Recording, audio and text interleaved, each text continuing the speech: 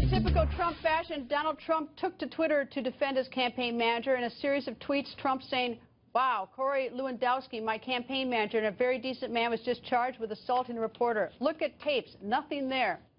Followed by, "Why aren't people looking at this, reporters?" Earlier statement as to what happened, that is, before she found out the episode was on tape. Then Trump tweeting this photo of Michelle Fields and him saying, "Victory press conference was over. Why is she allowed to grab me and shout questions? Can I press charges?" One of Donald Trump's state campaign chairs, Jeff Dewitt, goes on the record. Jeff, thank you for joining us. Obviously, you are a Trump supporter, and you're on Trump's side on this. Is that fair to say? That is fair to say. All right. So do you know Corey by any chance, the campaign manager? I do. I do. He's a friend of mine. He's a great guy. He has a great respect for women. And quite honestly, if you get to know him, you'll know that he would never do something to harm anybody. He's a really nice guy. Have you spoken to him about this incident? I have spoken to him about this incident. What did he tell you? And, well, like he said, you know, his job, one of his jobs is to protect Donald Trump. If you see Donald Trump, you're going to see Corey Lewandowski somewhere around. And that's part of the job is to be right there and to be a body man of sorts. In politics, we have what's called body men that are right there with us at all times. So you will see them together, and he does a great job. Corey is one of the best people on the campaign we have. Did he say to you that he grabbed her? Well, again, you know, there's the hustle and bustle of trying to get a Secret Service protected person. Did he say to you he grabbed her? Well, you know, now that there's a legal case, I don't want to say anything of what he said, but, except to say that there's a lot of... By not answering that, we assume that he did say that to you. I mean, because if he didn't say it to you, you'd say... No, we didn't discuss the blow by blow. So no, he didn't say that he grabbed her. So did he say he ever? I can say it like that. Well, what did he say that he did or didn't do? Well, when we discussed was the credibility of Michelle Fields and the fact that years ago she had accused the NYPD of dragging her to the ground and beating her with a baton or something of that fashion. Where's that from? Tell me more about. I've never heard that, so please tell me more. Again, well, if you just look at that, if you, I guess, Google Michelle Fields NYPD, you'll see the statements that are out there. But there are a lot of reports out there that she had made similar claims against the New York Police Department. She was covering the Occupy Wall Street movement and made claims. And again, this is just according to stuff I've read online. So I hope that I've not said something inaccurate. But this is seems to be widely reported that she made very similar claims using similar language, that she was forcefully thrown to the ground. And her initial statement, again, before she knew there were tapes, she made the statement, campaign managers should not forcefully throw reporters to the ground. And that's why these tapes were released by Donald Trump, to show she was not forcefully thrown to the ground. And so I think there's a definite credibility issue. And the other thing to keep in mind is that her own publication, who she was reporting for, let her go and issued a cease and desist order on her about this. I think that was, I mean, that's a whole employment dispute that has blown up over that, which is, you know, a whole nother segment or episode. But anyway, Jeff, thank you. Thank you, Donald Trump just moments ago talking to our Sean Hannity in an interview that airs at 10 p.m. Eastern tonight, and Trump says the video proves Corey Lewandowski is innocent.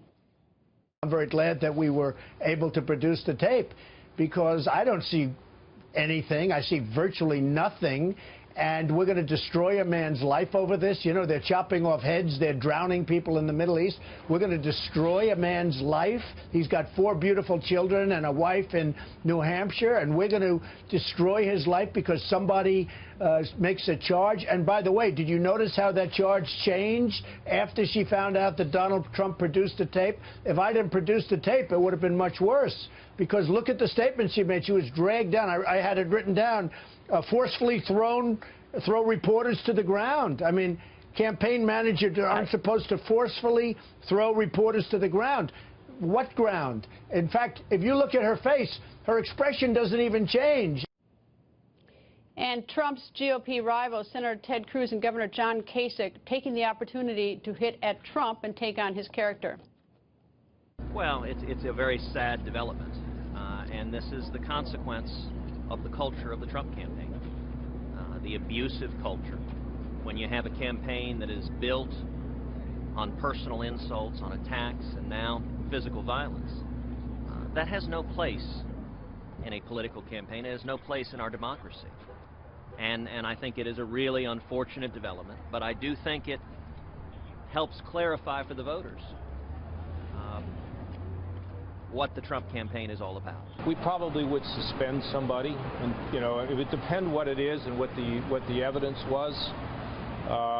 But when we see things that we think are inappropriate, we take action, and that's what I would do. And it's up to him. I mean, everybody is innocent till proven guilty. However, when we see things that are very disturbing, we then take action, and I think that's what needs to be done, but that's Trump's call, not mine.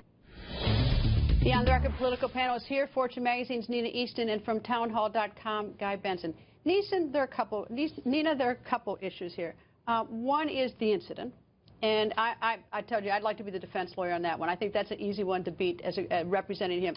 The second is the sort of the rude boorish behavior after the incident by the Trump campaign. That's a political issue.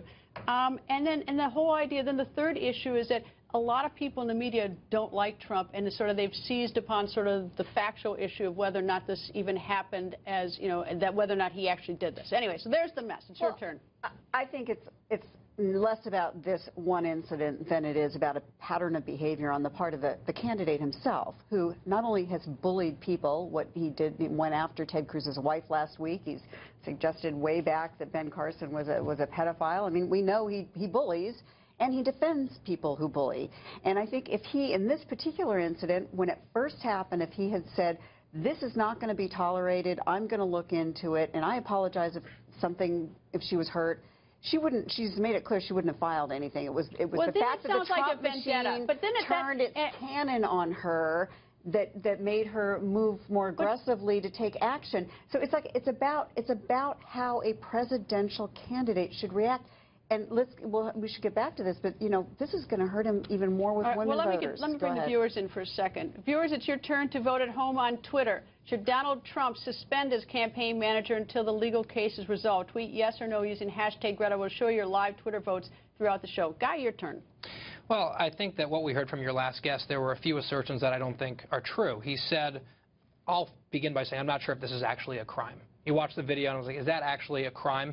The problem is Corey Lewandowski at the time called Michelle Fields a liar. He said he never touched her and said she was delusional. Well, let me stop right there, though. Looking at, I'm not convinced. I'm not the jury, but we've got that video where we stop and we've got the two Secret Service who look like they're about to grab her. It is theoretically possible that he didn't touch her. No, he touched her. Well, there's the audio of her talking to the Washington Post reporter right after, which I listened to, and she said, did he really do that? Did he just grab me? So and I understand, but let me tell you about eyewitness testimony in the courtroom is that it is inherently unreliable, and so we do it with horrible, incredible caution. Too. You just played the video. Well, no, I'm saying it looks like Corey's grabbing into her. It certainly looks like that. And then he pulls her back, and he said he never touched her and that she was delusional for suggesting otherwise. That's the rude, boorish behavior. Right. So politically, whether or not this is a crime that ought to be charged and will be convicted, I tend to guess that's probably tough to pull off in court. Politically, this looks like more thuggery, Trump doubling down, defending the guy.